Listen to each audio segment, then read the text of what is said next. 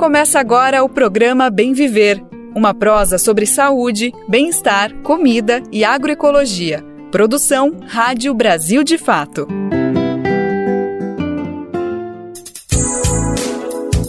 E hoje é sexta-feira, que alegria, ela chegou, dia 6 de outubro de 2023, é mais um Bem Viver começando para encerrar esta semana juntos e juntas. Eu sou o Lucas Weber e te convido então para a gente ficar junto aqui na próxima 1 hora, ouvir as notícias do Brasil de Fato e também tudo que está acontecendo no Brasil e no mundo. Vamos repercutir o que aconteceu ao longo dessa semana, preparar um pouquinho para esse final de semana e saber o que deve acontecer nos próximos dias, mas é claro também entrar já naquele ritmo mais lento, mais tranquilo, para comemorar, para poder desfrutar um pouquinho do final de semana e chegar na semana que vem cheio de energia. Bora lá que o Bem Ver só tá começando e a gente vai trazer agora os destaques do programa de hoje.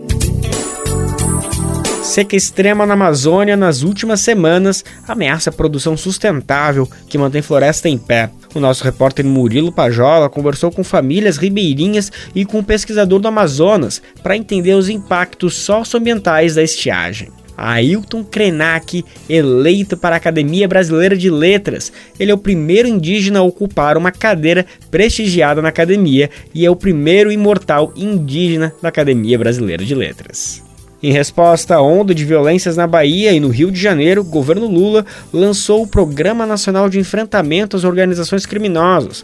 Nós entrevistamos Daniel Irata. Ele é pesquisador, coordenador do Grupo de Estudos dos Novos Ilegalismos da Universidade Federal Fluminense, e ele explicou alguns pontos de como o plano vai entrar na prática. Ainda sobre violência, vamos falar sobre o assassinato dos 3 médicos na orla do Rio de Janeiro. Vamos falar também aqui de São Paulo sobre a 8ª mostra de cinema chinês que começa agora, justamente na sexta-feira. Eu conversei com um dos realizadores desse evento, a gente vai entender como que a gente pode participar, como que pode entrar de graça nesse evento que traz mais de 12 filmes inéditos lá da China, diretamente aqui para a cidade de São Paulo. E no final do programa, no Mosaico Cultural de hoje, vamos conhecer uma rádio fundada pelo educador Paulo Freire, que completa 60 anos de existência. Esses são alguns, mas são vários os destaques do Bem Viver de hoje, que está só começando. Antes da gente falar sobre essas notícias, quero lembrar que o horário do programa é sempre de segunda a sexta-feira a partir das 11 horas da manhã, tanto pela rádio como nas nossas principais plataformas de podcast, no site do Brasil de Fato, na aba rádio e através das rádios parceiras. O Bem Ver também é transmitido na Rádio Brasil Atual 98,9 FM na Grande São Paulo e também pela internet na nossa rádio web no site radiobrasildefato.com.br. Mas também dá para ouvir no seu tempo, no seu jeito, a hora que você quiser. É só acessar o site nas principais plataformas de podcast ou na rede de rádios parceiras que retransmitem o Bem Viver de norte a sul do país. Quem quiser fazer parte, quiser se somar nessa rede para nos ajudar a colocar a voz do Bem Viver para repercutir pelo país inteiro, é só ir em radiobrasildefato.com.br e lá você clica em como ser uma rádio parceira, que tem o caminho, o tutorial para fazer parte dessa rede. Brasil de Fato, 20 anos. Apoie e lute.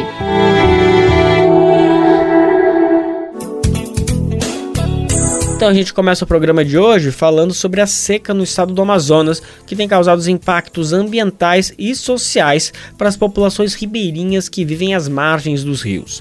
A estiagem tem comprometido a navegação nos rios e tem isolado as comunidades pesqueiras. Esse evento climático extremo pode afetar até a segurança alimentar dessas famílias devido à mortandade de peixes e o desabastecimento da comida. A Defesa Civil do Estado estima que até dezembro, 130 mil famílias vão ser impactadas pela seca, e o número total de pessoas pode chegar até a 500 mil. O cálculo foi feito pelo órgão com base nas últimas grandes secas do Amazonas, isso entre 2005 e 2010. E a seca tem afetado também a produção dessas famílias, que colaboram inclusive para manter a floresta em pé no Amazonas. O nosso repórter Murilo Pajola vai trazer mais detalhes de como está essa situação dessas comunidades ribeirinhas do Amazonas. A gente confere agora na reportagem. Nas últimas semanas, o estado do Amazonas viveu uma sequência de tragédias causadas pela seca e pelo calor extremos. Uma comunidade ribeirinha a 170 quilômetros de Manaus foi engolida por uma cratera depois que um barranco no rio Purus desabou. 2 pessoas morreram e outras 300 foram afetadas diretamente. Também perto da capital amazonense, milhares de peixes apareceram mortos na superfície do Lago do Piranha. Moradores relatam que a água ficou imprópria para o consumo. No Lago Tefé, a 500 quilômetros de Manaus, já passa de 120 o número de botos encontrados mortos depois que a água chegou aos 40 graus, um recorde de temperatura. Ian Fleischmann, pesquisador do Instituto Mamirauá, explica os impactos para a população. Isso traz, obviamente, como primeira consequência, escassez de produtos, porque algumas dessas grandes embarcações decidem não mais vir navegar pelos Solimões, e, além da escassez de produtos, a elevação do preço de vários produtos. Muitas comunidades vêm a ter fé para acessar o sistema de saúde, acessar o sistema de educação, ir no banco e assim por diante. Então, esses serviços acabam que as populações não estão conseguindo acessar. A gente tem vários relatos aqui na região, os comunitários que mandam mensagem: nossa, as crianças já não estão indo para aula faz tanto tempo, a gente não está conseguindo comprar alimentação como a gente queria na cidade de Tefé. O rio Solimões, que é a parte superior do rio Amazonas, o maior rio do mundo, está secando. Grandes embarcações que levam alimentos da capital para o interior já não conseguem navegar. Na comunidade Monte das Oliveiras, 16 famílias de agricultores estão praticamente ilhadas. O agente de saúde Tomé Coelho dos Santos relata a situação. Tá difícil o acesso para a fonte boa e as pessoas da comunidade estão sofrendo consequências devido a que não tem como comprar alimentação agora. Quando vai uma pessoa, a canoa é pequena, a gente só anda de canoa aqui. Especialistas afirmam que a seca e o calor intensos são causados pela combinação de 2 fatores. O El Niño, um fenômeno climático natural que aquece as águas do Pacífico, e o aquecimento global, provocado pela ação humana. O governo do Amazonas decretou estado de emergência. A estimativa é que 500 mil pessoas sejam afetadas até o final do ano. É o que explica Anne Alencar, do Instituto de Pesquisa Ambiental da Amazônia, o IPAM. Tem uma probabilidade altíssima desse El Niño continuar nos próximos meses e até ir para o próximo ano. Então, o que isso indica é que agora ele está pegando força e que os efeitos que normalmente acontecem quando a gente está vivendo o El Niño, eles podem piorar. Então, a tendência é que a seca piore na Amazônia. A Ian Fleischmann complementa. O correto na gestão de desastres é promover a cultura da prevenção, promover a cultura do risco, a educação das pessoas para o risco e pensar como nós vamos nos adaptarmos a essas novas situações que a gente está vivendo. Então, essa falta de prevenção ou de políticas de adaptação às mudanças climáticas, obviamente faz muita falta. Não há uma política bem estabelecida no Brasil, nem a nível federal, nem estadual, nem municipal. De Lábrea, no Amazonas, para a Rádio Brasil de Fato, Murilo Pajola. O fim do ano letivo nas escolas municipais localizadas no Rio Negro foi antecipado. Por lá, o calendário das escolas já é diferente devido aos períodos de cheia e a vazante dos rios. Tem início em janeiro e final de outubro, conforme as especificidades climáticas da região amazônica. Manaus entrou em situação de emergência por conta da seca severa que afeta 60 dos 62 municípios do Amazonas. Vamos entender melhor essa situação agora na reportagem da Rádio Agência Nacional. Por causa da seca no Rio Negro, a Prefeitura de Manaus antecipou para esta quarta-feira o fim do ano letivo em pelo menos 48 escolas de 55 comunidades ribeirinhas da região. Segundo a Prefeitura, a previsão era que o ano letivo terminasse no próximo dia 17 de outubro. Com o rio praticamente sem água, professores e alunos têm dificuldade em chegar até as escolas, com o transporte hidroviário também sem operar. O ano letivo das escolas das comunidades ribeirinhas é baseado na cheia e vazante dos rios. Assim, as aulas começam em janeiro e vão até outubro. Este calendário diferenciado está de acordo com a Lei de Diretrizes e Bases da Educação Nacional, que assegura 200 dias letivos e 800 horas aula para os alunos matriculados nestas unidades de ensino. Ainda segundo a Prefeitura, nas escolas que têm o Rio Amazonas como meio de chegada para alunos e professores, haverá um calendário especial com aulas remotas. No caso destas escolas, a cada 15 dias, uma equipe pedagógica vai avaliar a possibilidade do retorno das atividades presenciais. Como a estiagem atual fez o governo do Amazonas decretar situação de emergência em pelo menos 55 municípios do estado, a Secretaria de Estado de Educação e Desporto Escolar deu início ao programa Merenda em Casa, para atender os alunos impactados pela seca severa, inclusive estes que estão em aulas remotas ou que já encerraram o período letivo. A previsão da Secretaria é finalizar nas próximas 2 semanas a entrega dos kits alimentares do programa, compostos por 12 itens, para os mais de 2.000 alunos afetados até o momento, que residem em 120 comunidades rurais de 12 municípios do interior. Da Rádio Nacional em São Luís, Madison Euler. E olha que notícia linda a gente traz aqui para o programa de hoje. Ontem, o indígena Ailton Krenak foi eleito para ocupar a Academia Brasileira de Letras. Ele vai ser a primeira liderança indígena na BL, o primeiro imortal.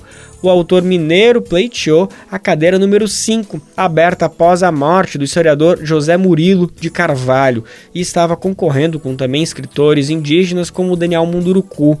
Outros 14 também disputavam a mesma cadeira. Essa ocupação carrega um símbolo de reparação histórica com todos os ataques aos povos originários que tem enfrentado nos últimos anos. A gente vai saber mais detalhes agora na reportagem. Eu tive o prazer de conversar justamente com o Ailton Krenak. Ele falou no calor do momento como foi essa decisão, como foi essa recepção da notícia que ele é o mais novo imortal da BL. Vamos conferir agora na reportagem do Brasil de Fato. Após 126 anos de história, a Academia Brasileira de Letras tem o primeiro integrante indígena. O ambientalista e filósofo Ailton Krenak foi eleito nesta quinta-feira para ocupar a cadeira número 5, que estava vaga desde a morte do historiador José Murilo de Carvalho no último mês de agosto.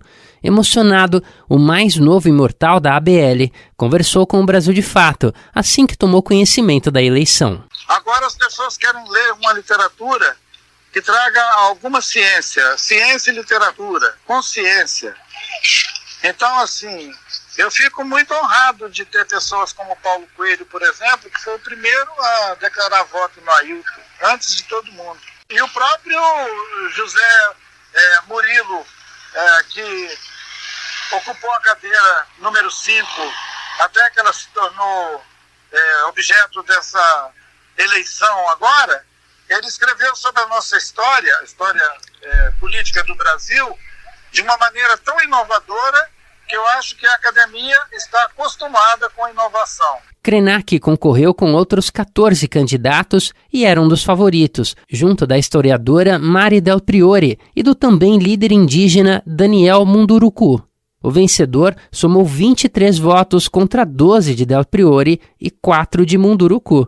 O novo acadêmico, que acaba de completar 70 anos de idade, ganhou reconhecimento nos últimos anos quando se tornou, por exemplo, o primeiro indígena a receber o título de doutor honoris causa pela Universidade de Brasília. Ainda em conversa com a reportagem, Krenak fez uma reflexão sobre o momento atual da literatura e das artes. E o próprio José Murilo, que ocupou a cadeira número 5, até que ela se tornou objeto dessa eleição agora, ele escreveu sobre a nossa história, a história política do Brasil, de uma maneira tão inovadora que eu acho que a academia está acostumada com a inovação. Ailton Krenak tem papel relevante no cenário político e intelectual do país há décadas, tendo sido representante da União das Nações Indígenas na Constituinte, que formulou a Constituição de 1988.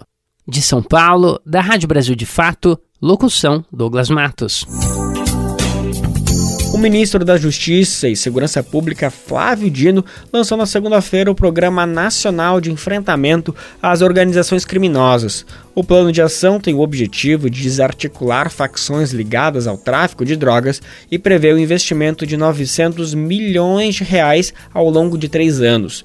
Durante o lançamento do plano, o ministro Flávio Dino anunciou ações para a Bahia e também para o Rio de Janeiro, que enfrentam crise na segurança pública. Para a região Nordeste, Dino assinou uma portaria que repassa R$20 milhões para aquisição e doação de viaturas, armamentos, equipamentos de proteção individual e também instrumentos de menor potencial ofensivo. Foi assinado também um termo que determina o emprego da Força Nacional de Segurança Pública no Rio de Janeiro para apoiar as forças de segurança do Estado justamente no enfrentamento à criminalidade, principalmente para a redução das mortes violentas intencionais. Um dos pontos importantes no programa é a prioridade para a região amazônica, que, como a gente acabou de ouvir nesse caso, que envolve o jornalista Dom Phillips e também o indigenista Bruno Pereira, tem inúmeras áreas protegidas que estão ameaçadas pelo garimpo ilegal, mas que também desenvolve outras atividades criminosas. Além disso, o plano prevê a reversão do processo de armamento da população, um ponto bem importante, né? O Programa Central do Brasil conversou com o especialista Daniel Irata. Ele é pesquisador, coordenador do Grupo de Estudos dos Novos Ilegalismos, isso da Universidade Federal Fluminense, sobre como o plano vai ser colocado na prática. Vamos ouvir agora a análise que ele teve conversando com a apresentadora do programa, Luana Ibelli. No início da semana, o Ministério da Justiça e Segurança Pública lançou um programa nacional de enfrentamento às facções criminosas. O projeto vem num momento em que Bahia e Rio de Janeiro vivem uma escalada de violência das facções e também da polícia. Para analisar esse contexto, eu converso agora com Daniel Irata, pesquisador e coordenador do Grupo de Estudos dos Novos Ilegalismos da Universidade Federal Fluminense. Oi, Daniel, bem-vindo aqui ao Central do Brasil. Olá, Luana, tudo bem? Tudo certo, vamos para a nossa conversa. Queria começar falando o seguinte: o programa do governo surge aí como uma evidente resposta a essas ondas de violência no Rio e na Bahia. Pelo que foi divulgado do programa até agora, você acredita realmente que ele pode ser uma boa estratégia para combater o crime organizado? Olha, Luana, de fato nós não temos ainda assim, muitos detalhes de como é que esse programa vai ser operacionalizado, né? Temos assim, uma portaria e algumas diretrizes de âmbito mais geral, né? Então aí não é possível fazer assim exatamente uma avaliação do programa, né? A gente pode talvez pensar em algumas questões, algumas dúvidas, né?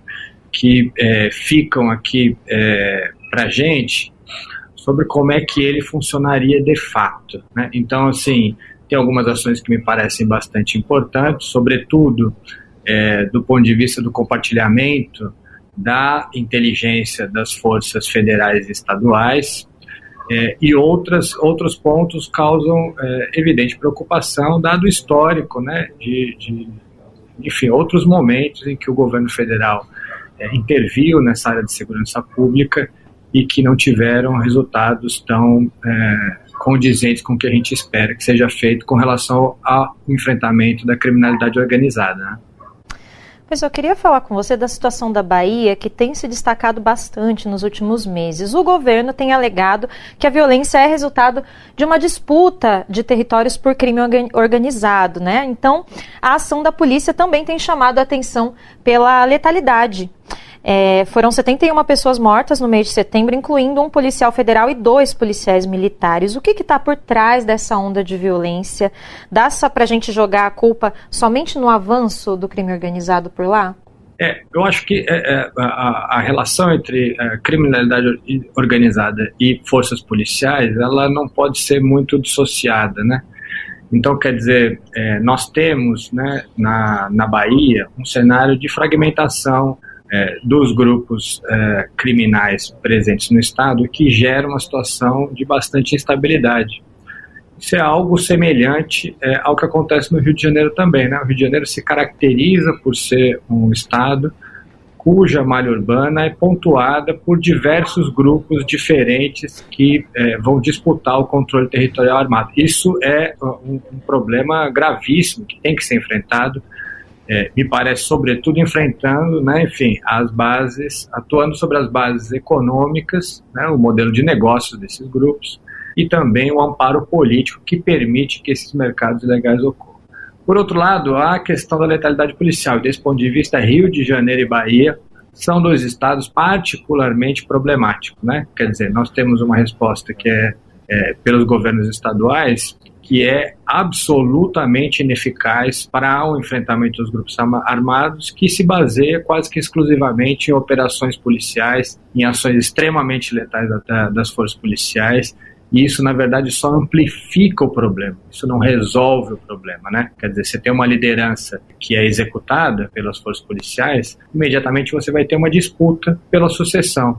E sabemos, né, que, dado, enfim, as condições socioeconômicas desses lugares, o emprisionamento em massa dessas pessoas só alimenta os grupos que vêm, né, tem como força propulsora suas atividades nas prisões. Então você tem um exército pronto, né, a repor aqueles que estão presos ou mortos, e dentro das prisões você vai aumentando o poderio desses grupos, né, com o encarceramento massivo. A atuação das forças policiais e dos grupos armados tem que ser pensada em seu conjunto. Eu não vi até agora uma ação, por exemplo, para que se faça o controle democrático da atividade policial no Rio de Janeiro e na Bahia. Pois é, tanto na Bahia quanto no Rio, como você bem disse, as últimas gestões têm investido em agrupamentos de elite para combater o crime organizado. E o que você falou foi isso, essa política de confronto muito forte.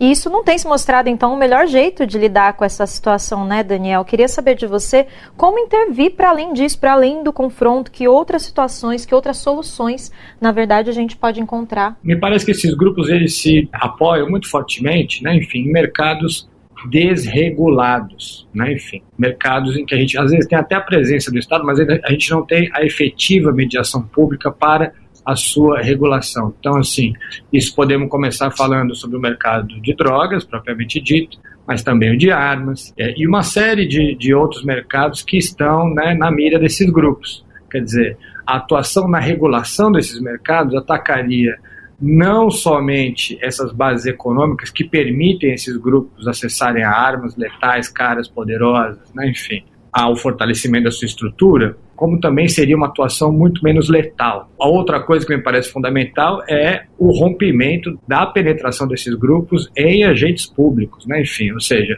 a corrupção é algo que permite que esses grupos existam. Sem a cumplicidade, a tolerância, a conivência de atores estatais, esses grupos não podem simplesmente existir. E isso também tem que ser enfrentado. Agora, manter as ações somente do ponto de vista reativo e repressivo, como eu falei anteriormente, me parece que vai amplificar o problema ao invés de resolvê-lo, né? Tá bem, Daniel. Bom, uma situação tão complexa como essa precisa também de soluções complexas e estruturais, e a gente aguarda para ver como que vai se desenvolver aí essa nova política do governo federal. Por enquanto, te agradeço a sua participação, a sua análise, e te aguardo numa próxima oportunidade. Muito obrigado, Luana. Conversamos com Daniel Hirata, pesquisador e coordenador do Grupo de Estudos dos Novos Ilegalismos da Universidade Federal Fluminense. Na madrugada dessa quinta-feira, 3 médicos foram assassinados na orla da Barra da Tijuca, no Rio de Janeiro, um caso que tomou conta do noticiário. Todo mundo comentou ao longo do dia sobre esse caso de extrema violência que mais uma vez atinge o Rio de Janeiro. Bom, de acordo com a Polícia Civil, os médicos mortos são Marcos de Andrade Corsato, Diego Ralph de Souza Bonfim e Perseu Ribeiro Almeida. Diego Bonfim é irmão da deputada Sâmia Bonfim do PSOL e cunhado do deputado Glauber Braga, também do mesmo partido. As investigações estão em andamento para apurar a autoria e a motivação do crime. As investigações também devem ser acompanhadas pela Polícia Federal, porque existem indícios, segundo o ministro da Justiça Flávio Dino, de motivação ser de cunho político. A deputada federal Sâmia Bonfim, em nota, cobrou a investigação imediata e que, abre aspas, está devastada desse momento de terrível perda, fecha aspas, declarou a deputada federal. Para ela, ao que tudo indica pelas imagens na imprensa, é um caso de execução. Vamos conferir agora a reportagem. Representantes da Polícia Federal e da Polícia Civil do Rio de Janeiro e do Ministério Público Fluminense afirmaram que estão trabalhando em conjunto para o quanto antes trazerem respostas sobre as mortes dos 3 médicos assassinados a tiros na Barra da Tijuca. Entre as vítimas está Diego Bonfim, irmão da deputada federal Sâmia Bonfim, do PSOL de São Paulo. O pronunciamento ocorreu após um pedido do ministro da Justiça, Flávio Dino, para que o governador do estado do Rio, Cláudio Castro, articule uma ação conjunta. O secretário executivo da pasta, Ricardo Capelli, vai cuidar pessoalmente do caso, enquanto Dino se mantém na Bahia, que vive uma onda de violência policial nos últimos meses. Em coletiva à imprensa, o secretário de Estado de Polícia do Rio de Janeiro, José Renato Torres, confirmou que houve uma conversa entre o ministro e o governador fluminense para uma operação integrada. Ele conversou com o ministro da Justiça, entendemos que nós teríamos que ter uma cooperação, integração, para dar uma solução mais rápida a esse bárbaro crime. Por isso integra aqui à mesa o meu amigo e colega da Polícia Federal, doutor Garrido, a doutora promotora Adriana, o comandante-geral da PM, coronel Henrique, e o coordenador de toda a investigação, doutor Henrique Damasceno. O governador pediu todo o empenho da nossa instituição. A Polícia Civil hoje do Estado do Rio de Janeiro está à disposição do doutor Henrique Damasceno para que esse crime não fique impune. De acordo com o delegado da Polícia Federal, João Paulo Garrido, as forças policiais atuam em parceria desde as primeiras horas após o crime. Por ordem do diretor-geral da Polícia Federal, do excelentíssimo senhor ministro da Justiça, doutor Flávio Dino, a Polícia Federal, desde as primeiras horas, está atuando em apoio e em cooperação com a Polícia Civil, e todos os recursos necessários e materiais que forem julgados necessários, a Polícia Federal está à disposição para colaborar nesse caso. Titular da Delegacia de Homicídios e Proteção à Pessoa do Rio de Janeiro, o delegado Henrique Damasceno destacou que diferentes unidades da Polícia Civil estão empenhadas para tentar encontrar os responsáveis pelo ataque, que deixou ainda um 4º médico ferido. O que eu asseguro aos senhores é que todos os protocolos de homicídios estão sendo devidamente adotados. A Polícia Civil está se utilizando de todas as ferramentas possíveis para conseguirmos o máximo de provas o quanto antes para dar a efetiva resposta a esse caso. É uma investigação de um crime grave, evidentemente, porém, o que eu lhes asseguro é que a Polícia Civil, todo o Departamento de Homicídios e Proteção à Pessoa e também outras unidades da Polícia Civil estão absolutamente empenhadas em resolver essa questão o quanto antes. A coordenadora do Centro de Apoio Operacional de Investigação Penal do Ministério Público Fluminense, Adriana Lucas Medeiros, também se pronunciou. Ela disse que o caso é acompanhado pela instituição e que um promotor foi designado para monitorar o caso de perto. Eu, na qualidade de coordenadora do CAU de Investigação Penal, estou em contato com o Dr. Henrique Damasceno, com o nosso departamento interno, e nós já fizemos a distribuição, já temos um promotor natural, caiu na 4ª Promotoria de Justiça de Investigação Penal Especializada do NIP Centro, e o promotor é o Dr. Marcel Pereira Ride, da Costa Guedes, que vai se inteirar sobre o assunto e promover todas as medidas necessárias para o Ministério Público acompanhar essa investigação bem de perto, mas confiante de que a Polícia Civil vai chegar a uma solução no mais rápido possível. Além de Diego, irmão de Sâmia, os outros 3 médicos são Marcos de Andrade Corsato, de 62 anos, Perseu Ribeiro Almeida, de 33, e Daniel Sonoende Proença, de 32 anos. Todos estavam num quiosque na Avenida Lúcio Costa, na Barra da Tijuca, zona oeste do Rio. Apenas Daniel sobreviveu. Ele levou ao menos 3 tiros e foi encaminhado para uma unidade particular do Hospital Municipal Lourenço Jorge. De acordo com a Polícia Militar do Rio de Janeiro, o crime ocorreu pouco antes da 1 da manhã desta última quinta-feira. Na ocasião, 3 homens vestidos de preto desceram de um carro branco que ficou estacionado do outro lado da rua do quiosque. Eles se aproximaram dos 4 médicos e efetuaram os disparos, sem anunciar assalto, e fugiram. Toda a ação durou menos de 1 minuto, foram pelo menos 20 tiros. O modo como foi praticado o crime aponta para indícios de execução. Os médicos não eram do Rio de Janeiro e estavam na cidade para o 6º Congresso Internacional de Cirurgia Minimamente Invasiva do Pé e do Tornozelo. Nas redes sociais, o presidente Lula prestou solidariedade e afirmou que a Polícia Federal, sob determinação do ministro Flávio Dino, está acompanhando o caso. O vice-presidente da República, Geraldo Alckmin, também se pronunciou e disse que recebeu com profundo pesar a notícia dos assassinatos. O assunto também foi comentado por ministros de Estado. A ministra do Meio Ambiente e Mudança do Clima, Marina Silva, classificou os assassinatos como atos terríveis de violência que destruíram a vida dos entes queridos. Aniele Franco, ministra da Igualdade Racial, lembrou a execução da irmã, a vereadora Marielle Franco, também no Rio de Janeiro, em março de 2018. O ministro da Fazenda, Fernando Haddad, pediu que os responsáveis pelos assassinatos sejam rapidamente identificados. Alguns parlamentares também se manifestaram. O deputado federal Guilherme Boulos, do PSOL de São Paulo, tratou o crime como uma barbárie.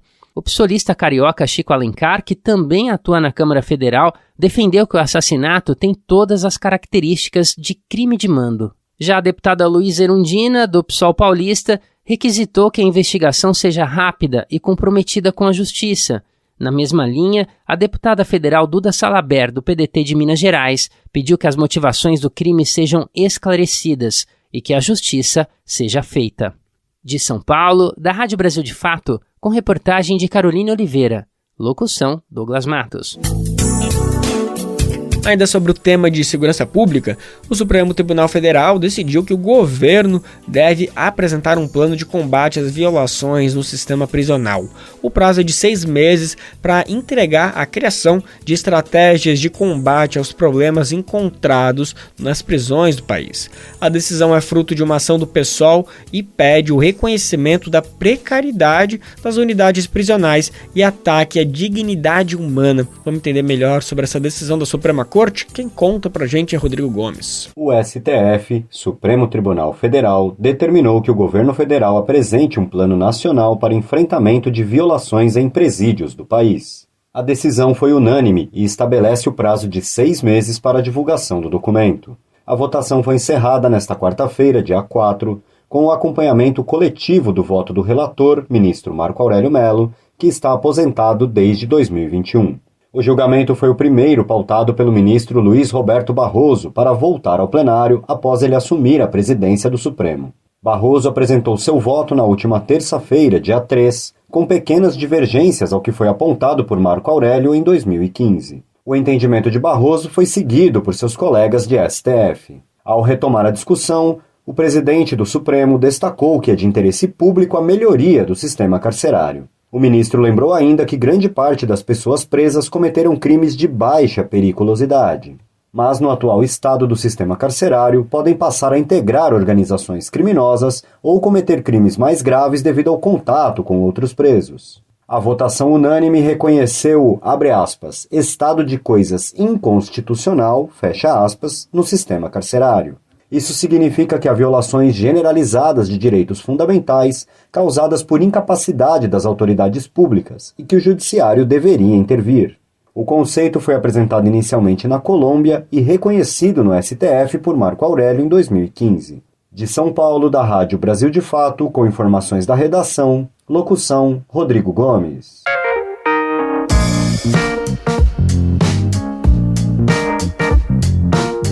Oi pessoal, eu sou Rosana Fernandes, da Coordenação Política Pedagógica da Escola Nacional Florestan Fernandes. E hoje eu tenho um convite especial para você. A Escola Nacional Florestan Fernandes precisa do seu apoio para continuar promovendo a formação política da classe trabalhadora. Desde 2005, mais de 40 mil pessoas do Brasil e do mundo já passaram pela Escola Nacional, que continua existindo por meio da solidariedade dos movimentos populares e associados que contribuem com esse projeto. Conheça o trabalho e seja um amigo da Escola Nacional Florestan Fernandes. Acesse www.amigosenff.org.br e saiba mais.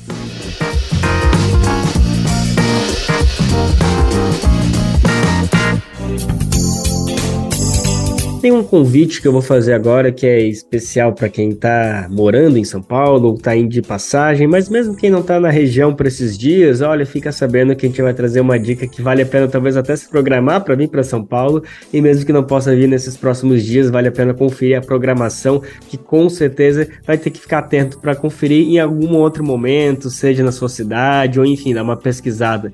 Do que eu estou falando? Eu estou falando da mostra de cinema chinês que acontece em São Paulo com o tema Em Busca da Paz. O evento começa agora, sexta-feira, dia 6, e se estende até o dia 15 de outubro, tudo lá no CCSP, o Centro Cultural São Paulo, fica na região central, próxima à Estação Vergueiro, e tudo de graça. Traz filmes inéditos chineses e além de outros grandes clássicos, filmes importantes, inclusive para o público infantil. Quem está aqui comigo vai me ajudar a falar mais sobre essa programação, sobre como foi pensado esse evento, qual o objetivo, e também, quem sabe, dar umas dicas dos filmes imperdíveis que vão estar rodando nesses dias. É um dos realizadores desse evento, eu estou falando do professor Paulino, Luiz Antônio Paulino. Ele é diretor do Instituto Confúcio da Unesp. Antes de tudo, antes de começar a falar sobre o evento, professor, obrigado pela disponibilidade, vai ser um prazer falar com o senhor, ainda mais sobre esse evento tão bacana que está acontecendo, está chegando aqui em São Paulo, lá do outro lado do planeta. Olá, Lucas, o prazer é todo meu. Maravilha. Professor, para começar esse papo, eu queria ouvir um pouquinho o senhor sobre qual que é a importância. Por que é tão importante trazer filmes lá da China aqui para o Brasil? É óbvio que a gente tem que, né, ter essas trocas culturais, é sempre importante com todos os países, mas eu queria ouvir da sua percepção. Claro que tem você dentro do Instituto sabe muito bem a importância de por que a gente precisa falar da China, mas fala um pouquinho mais do cinema chinês, por que a gente também tem que mostrar e educar, digamos assim, a população brasileira sobre a cultura chinesa por meio do cinema também. Bem, o Instituto Confúcio na Unesp, ele foi criado em 2008 e desde então a gente se dedica basicamente ao ensino da língua chinesa e à divulgação da cultura chinesa em geral, não só através de filmes, mas através de outras mídias, né, e de outras modalidades, tanto através de filmes como através de espetáculos de música, de dança, através da literatura e assim por diante. A gente entende que a questão da cultura ela é fundamental para o relacionamento entre as pessoas, né? Nós, basicamente, trabalhamos dentro dessa perspectiva das relações interpessoais, né? Mesmo porque a gente trabalha fundamentalmente com a questão do ensino da língua, ou seja, colocar pessoas de diferentes culturas em contato entre si. Evidente que a língua ela é a questão fundamental, mas não é a única questão, né? Para que esse relacionamento interpessoal flua, é importante que as pessoas tenham um conhecimento mínimo da cultura um do outro, né? E é evidente que o cinema talvez seja a forma mais direta, a melhor forma de ter contato, vamos dizer assim, com essa cultura, né? Então, a gente vem realizando essas mostras de cinema chinês desde 2015, essa já é a 8ª edição, e as sete últimas a gente tem feito junto com o Centro Cultural São Paulo, e o objetivo principal da mostra é mostrar essa questão da China contemporânea, sobretudo, né? Porque quando se fala em cinema chinês, é muito comum as pessoas associarem, né, com filmes épicos, com filmes de época, mas esse não é o nosso principal objetivo com essa mostra, né? A gente tem trabalhado fundamentalmente com diretores de gerações mais recentes, tentando mostrar um pouco essa questão da China urbana da China moderna, com todas as suas características, com todas as suas contradições que uma sociedade moderna, urbana, traz. Então, e sobretudo trazendo filmes que estão sendo vistos hoje pelo público chinês, né? Essa mostra, por exemplo, que a gente inicia agora na quinta-feira, ela traz filmes que foram lançados esse ano na China, que foram lançados no máximo no ano passado, né? E todos filmes tratando dessa problemática, vamos dizer assim, da vida moderna da China, ou pelo menos a maioria deles, né? Então, a gente pensa que isso é uma forma, inclusive, de não só as pessoas conhecerem um pouco da cultura chinesa, como também superar certos estereótipos ou visões preconceituosas que às vezes a gente tem.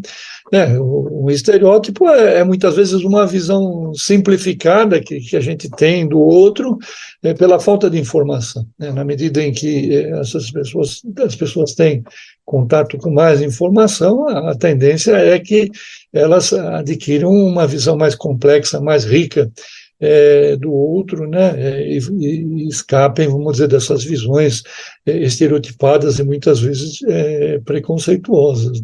Que ótimo, professor, que bacana tudo isso que você trouxe, adiantou algumas perguntas até que eu queria trazer para o senhor, que era justamente de que espectro, de que nível a mostra está tratando em questão de temporalidade. Então você trouxe aí como são filmes contemporâneos, acho que isso ajuda bastante as pessoas também a se interessarem um pouquinho para saber, né, para não ser uma forma de comunicação mesmo, de saber o que está acontecendo na China. As pessoas podem ver por meio do cinema, que não deixa de ser uma expressão, a gente sabe que não é necessariamente ali uma notícia, mas não deixa de ser ali uma maneira, um retrato do que está acontecendo nesse país.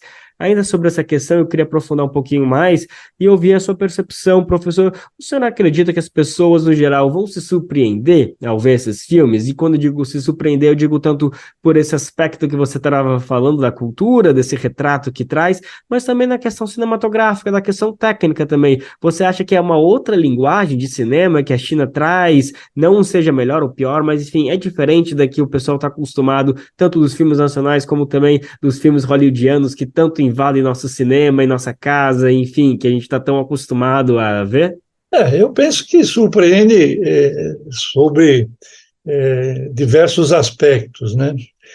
O primeiro deles, como eu dizia, surpreende porque as pessoas vão ver que, enfim, o povo chinês, a população chinesa, ela vive de forma muito parecida como a que nós vivemos, né? Enfrenta desafios, angústias pessoais muito parecidas com as que qualquer ser humano, né, em uma sociedade moderna vive, né? Então, nesse sentido, também eu acho que é um aspecto importante, né? Se surpreendem também na medida em que têm contato, né, com características muito específicas e particulares do povo chinês, né? Essa mostra, por exemplo, cujo título é Em Busca da Luz, né?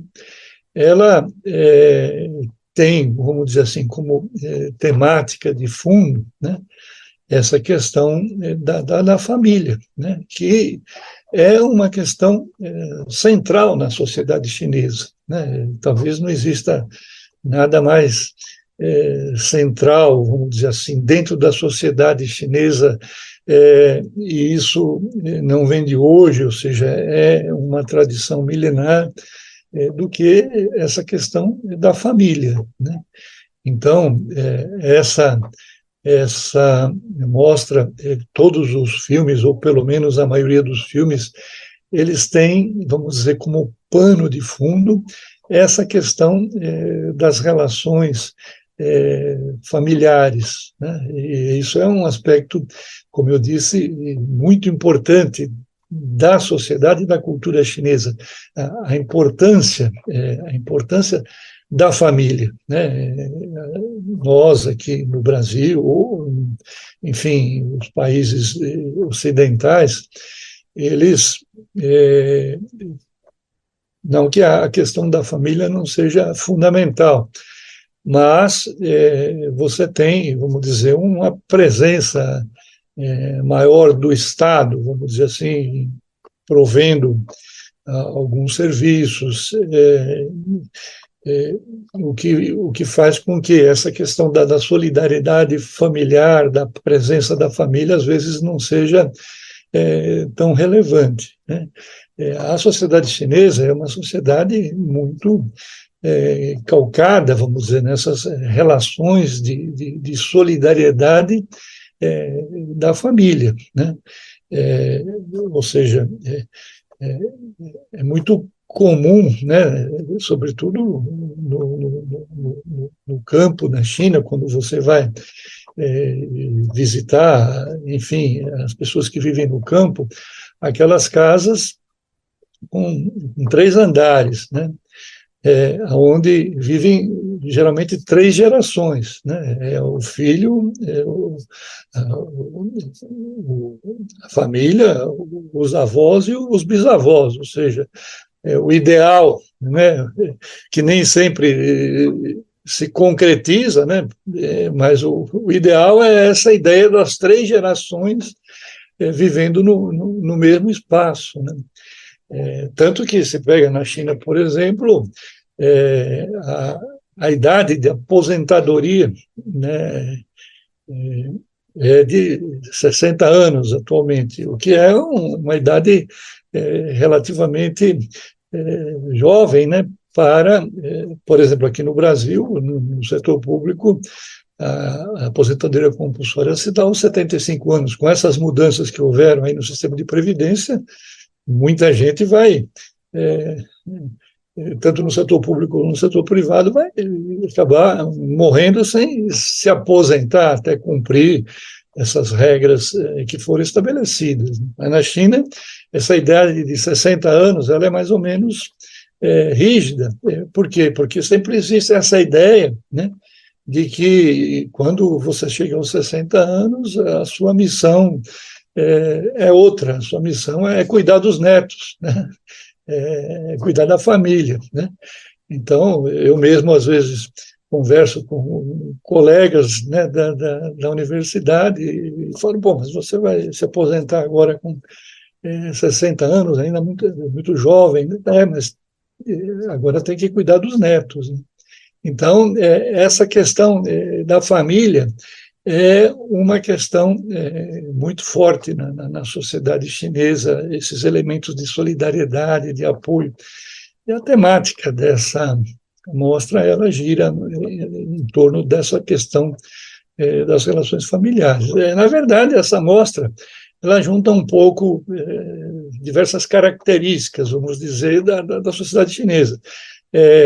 Primeiro que vários desses filmes são, vamos dizer, esse subgênero do que a gente conhece como road movie, o filme de estrada, ou seja, aquela questão da jornada do herói, né?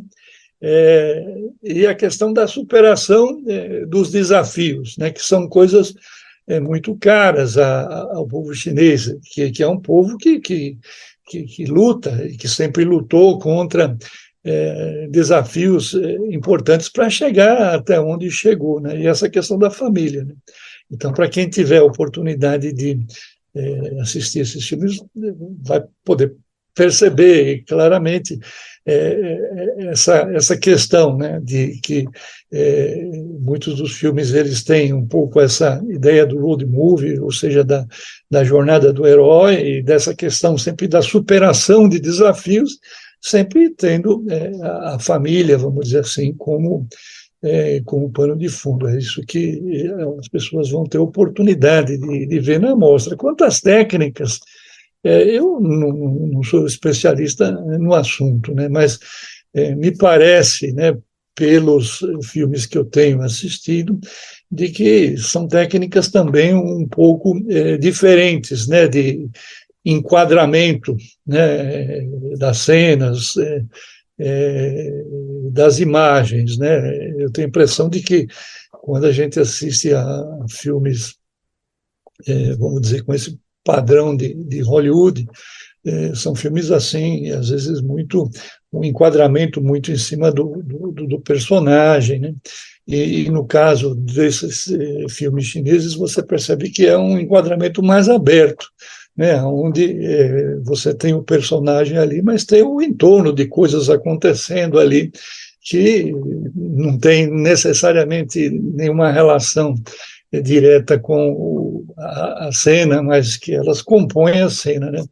Mas, enfim, eu acho que são todas questões interessantes de se observar aí nessa mostra. Ou seja, é muita coisa, é bom ir com calma e apreciar todos os dias dessa mostra que está começando agora sexta-feira, dia 6 e se estende até o dia 15 de outubro, tudo lá no Centro Cultural São Paulo. Bom, professor Luiz Antônio Paulino, diretor do Instituto Confúcio da Unesp, muito obrigado pela sua participação, foi ótimo conversar com o senhor, estou ansioso demais para ir ver, para maratonar todos esses 12 filmes que estão aí disponíveis gratuitamente aí no CCSP a partir de sexta-feira. Muito obrigado, e quem for, com certeza não vai se arrepender, vai ficar positivamente surpreso. Tá ótimo, tá feito o convite, então, especialmente para quem é de São Paulo, quem vai estar passando em São Paulo nesses próximos dias, do dia 6 até o dia 15 de outubro, de graça, no Centro Cultural de São Paulo, acontece a 8ª mostra do cinema chinês de São Paulo. São 12 filmes, tudo de graça, para todos os públicos, sempre para as crianças, para os adolescentes, para os adultos, enfim, para levar a família toda. Quem quiser saber mais informações, para se programar, para saber melhor os horários, pode acessar o site mostracinema.institutoconfucio.com.br. Também lá no Instagram do Instituto Confúcio você encontra todas as informações direitinhas, detalhadas, para poder acompanhar essa programação muito bacana que está começando agora dia 6 e se estende até o dia 15 de outubro. Uma rádio fundada pelo educador Paulo Freire no Recife, em Pernambuco, completou 60 anos. O projeto foi inovador por enxergar o potencial da comunicação para o aprendizado, visão crítica sobre o mundo. A Rádio Universidade nasceu 2 anos antes do golpe civil-militar de 1964. E ao longo do tempo, a emissora sofreu intervenção dos setores conservadores e reacionários. Quem foi lá conhecer mais essa história, vai contar os detalhes pra gente, é o nosso repórter diretamente do Recife, Daniel Lamir.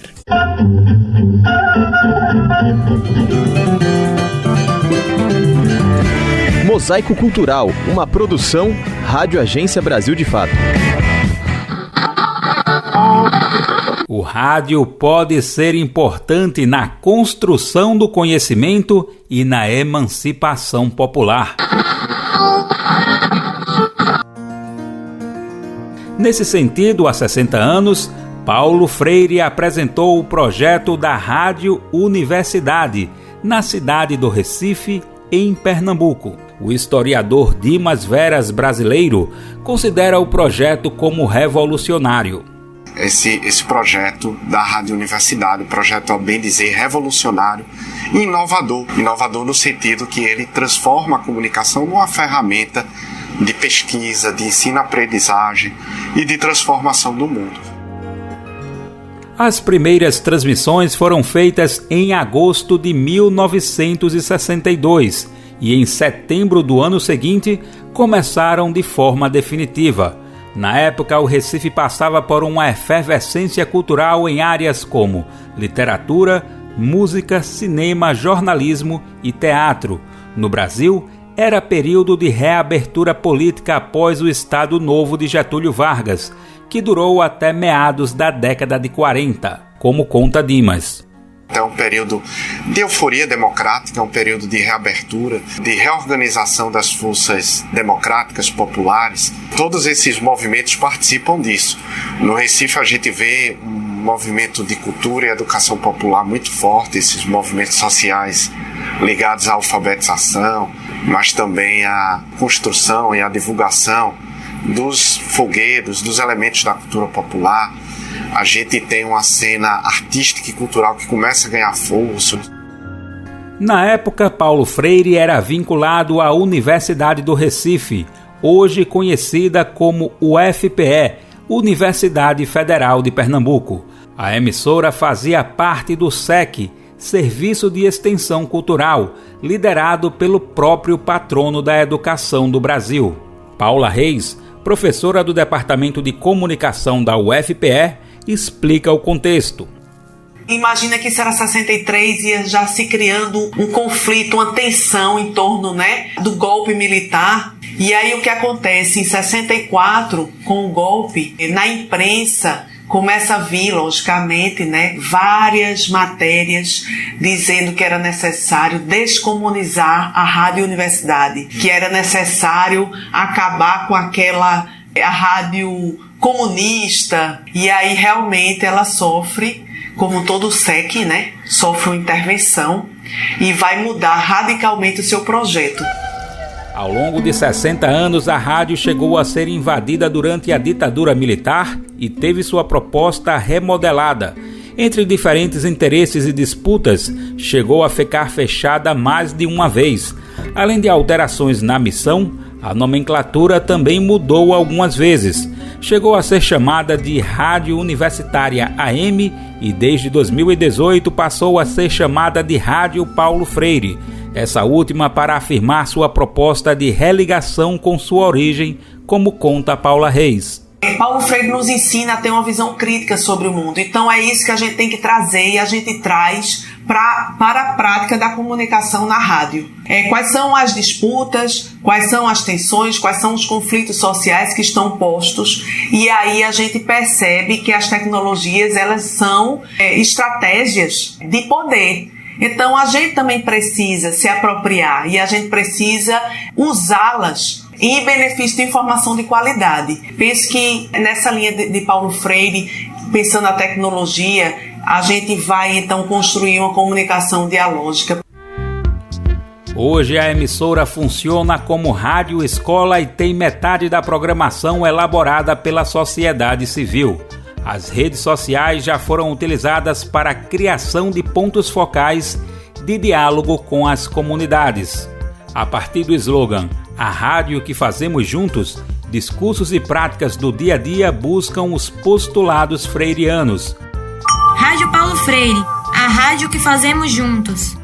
O laboratório, como é chamado o estúdio, conta com a presença de estudantes de diferentes cursos da UFPE. Nesse processo, a supervisão defende o estímulo ao protagonismo e à diversidade, como afirma Igor Cabral, coordenador operacional da Rádio Paulo Freire. A ideia é que a gente tenha esse espaço aqui como um espaço um pouco mais horizontalizado, onde exista a possibilidade da gente dialogar, da gente aprender enquanto faz. E aí quando a gente faz isso, a gente também acaba criando uma expectativa de que para frente, para um ambiente profissional mais geral, a gente tenha uma outra cultura profissional se desenvolvendo. A gente tem uma cultura um pouco mais colaborativa, um pouco mais humanizada, um pouco menos competitiva. O aluno Ícaro Souza, do curso de Rádio, TV e Internet, é um dos participantes das atividades da emissora.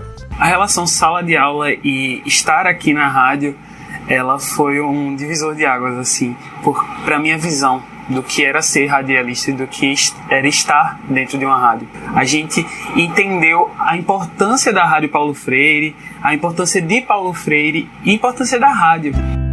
A emissora permanece instalada no mesmo local de 6 décadas atrás, na parte posterior da reitoria da UFPE. Além de seguir a missão inicial, a ideia é avançar em outros sonhos planejados por Freire anteriormente. Por exemplo, instalar a rádio perto das salas, integrando os departamentos da universidade, é um deles, como destaca Paula Reis. Nós queremos levar a Rádio Paulo Freire para o Centro de Artes e Comunicação, que é a sua missão, realmente estar dentro do Centro de Artes, assim como lá em 64 foi interrompido o sonho de Paulo Freire. Se imagine lá funcionando com a integração de todos os departamentos, a gente fazendo radionovelas educativas, fazendo performances musicais, performances teatrais, com tantos talentos.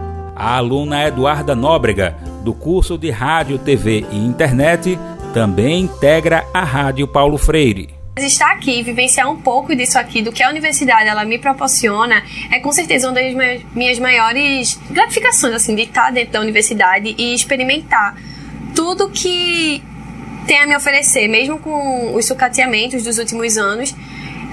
E estar sobrevivendo isso aqui é algo maravilhoso, e eu creio que é algo que Paulo Freire está muito orgulhoso, que apesar das circunstâncias, nós estamos produzindo e nós estamos atingindo outras pessoas. Do Recife, da Rádio Brasil de Fato, Daniel Lamir.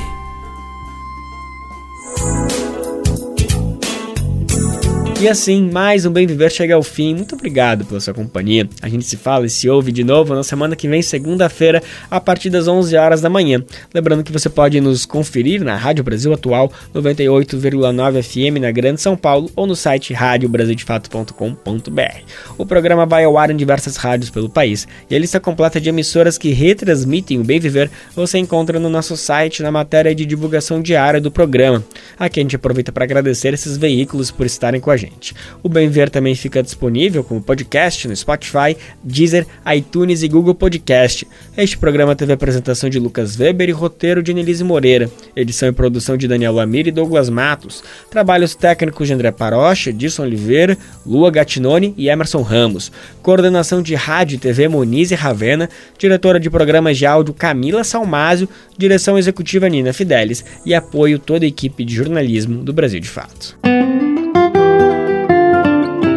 Você ouviu o programa Bem Viver, uma prosa sobre saúde, bem-estar, comida e agroecologia. Produção Rádio Brasil de Fato.